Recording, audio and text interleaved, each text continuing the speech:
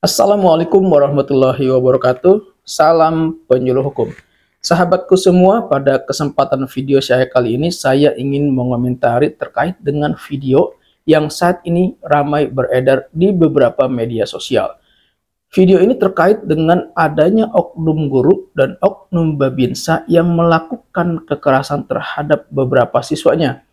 Kekerasan yang dilakukan oknum guru dan oknum babinsa tersebut yaitu mencukur rambut siswanya dengan cara asal-asalan, seperti hanya mencukur hingga botak hanya pada bagian tengahnya saja dan menyisakan bagian sampingnya, atau mencukur rambut hanya bagian sampingnya saja.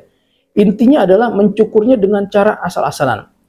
Kemudian juga ada seorang oknum guru yang menggunting rambut salah satu siswinya, yang kalau kita lihat dari tayangan video yang beredar, siswi yang rambutnya dipotong atau digunting tersebut mengenakan hijab atau jilbab. Dari video ini banyak komentar yang beragam, ada yang setuju atau mendukung dan ada juga yang tidak setuju dengan alasan macam-macam. Lalu ada pertanyaan, apakah mencukur rambut hingga botak pada bagian tertentu saja atau dengan cara asal-asalan diperbolehkan dengan alasan untuk mendidik siswa atau untuk melakukan pendisiplinan siswanya? Dari pertanyaan ini saya jawab tidak boleh. Ingat, guru, pendidik, tenaga kependidikan, dan setiap orang tidak boleh melakukan kekerasan terhadap anak atau terhadap siswa, apapun alasannya. Karena mencukur rambut siswa dengan cara asal-asalan adalah bagian dari kekerasan, yaitu kekerasan fisik dan kekerasan psikis. Kekerasan fisik, rambutnya menjadi rusak atau tidak rapi lagi. Masuk juga kekerasan psikis, siswa menjadi malu, hilang percaya dirinya, hingga trauma atas tindakan yang dialaminya. Perlu saya sampaikan khususnya bagi para guru atau pendidik atau tenaga kependidikan dan kepada setiap orang, bahwa kekerasan terhadap siswa atau terhadap anak tidak boleh dilakukan apapun alasannya. Karena sampai saat ini ternyata masih banyak yang berpendapat bahwa apa yang dilakukan guru tersebut adalah bagian dari mendidik siswa, dianggapnya wajar, atau bagian dari pendisiplinan siswa. Sahabatku semua, saya sampaikan, jangan lagi menyamakan atau membandingkan antara pendidikan zaman dahulu dengan pendidikan zaman sekarang. Kalau dahulu orang beranggapan itu sesuatu yang biasa, sesuatu yang wajar. Ada yang bilang saya dulu dilempar oleh guru dengan penghapus, kemudian pulang mengadu ke orang tua dan orang tua tidak marah, justru malah dimarahi. Ingat, itu dulu, tapi sekarang hal tersebut tidak boleh dilakukan. Ingat, saat ini sudah ada aturan hukum tentang perlindungan anak, yaitu Undang-Undang Nomor 35 Tahun 2014 tentang perubahan atas Undang-Undang Nomor 23 Tahun 2002 tentang perlindungan anak. Dan terakhir diubah dengan Undang-Undang Nomor 17 Tahun 2016 tentang penetapan peraturan pemerintah pengganti Undang-Undang Nomor 1 Tahun 2016 tentang perubahan kedua atas Undang-Undang Nomor 23 Tahun 2002 tentang perlindungan anak menjadi undang-undang. Selain itu juga sudah ada Permendikbudristek Nomor 46 Tahun 2023 tentang pencegahan dan penanganan kekerasan di lingkungan satuan pendidikan. Jadi perlu saya sampaikan juga kepada para guru, pendidik, tenaga kependidikan, dan setiap orang wajib memberikan perlindungan terhadap anak. Perlindungan terhadap anak tercantum di dalam pasal 54 Undang-Undang Perlindungan Anak. Pada ayat 1 dikatakan anak di dalam dan di lingkungan satuan pendidikan wajib mendapatkan perlindungan dari tindak kekerasan fisik, psikis, kejahatan seksual, dan kejahatan lainnya yang dilakukan oleh pendidik, tenaga kependidikan, sesama peserta didik, dan atau pihak lain.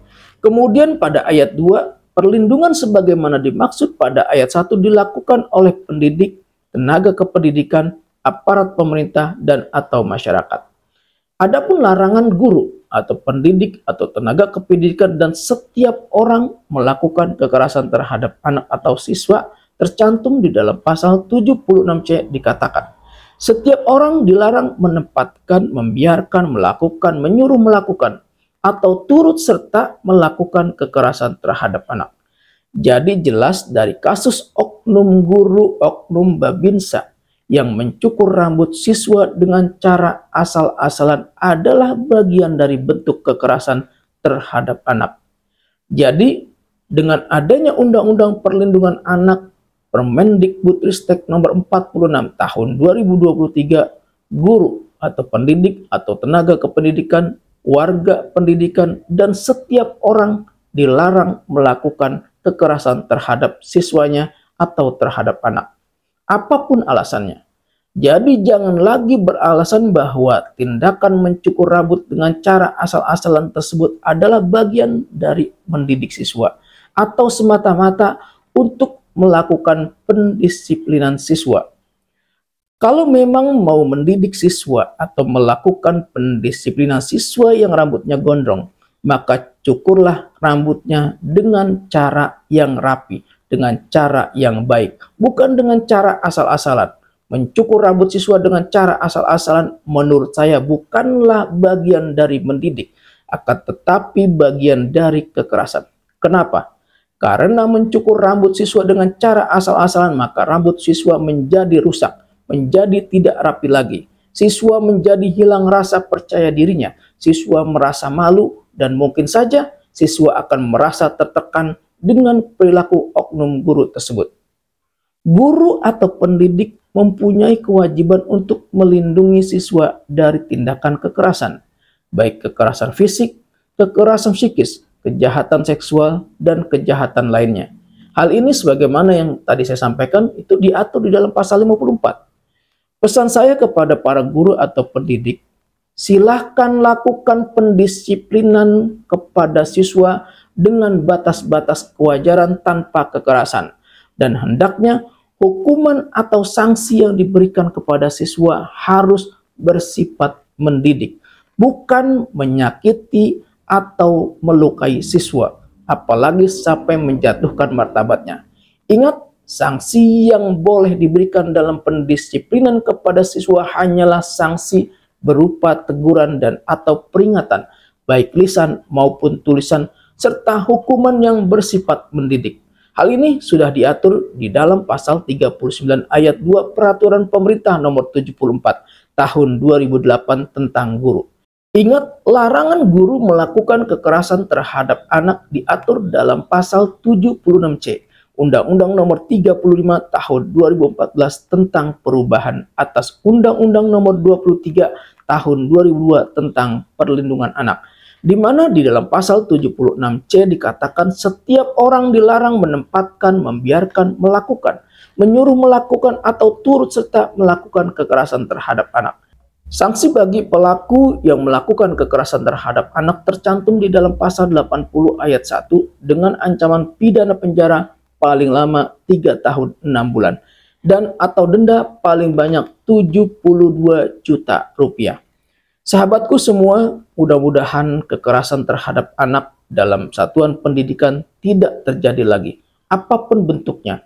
Dan para guru, pendidik, tenaga kependidikan menyadari bahwa perlindungan terhadap siswa atau terhadap anak di dalam satuan pendidikan adalah menjadi tanggung jawabnya. Demikian yang saya sampaikan, semoga bermanfaat. Wassalamualaikum warahmatullahi wabarakatuh.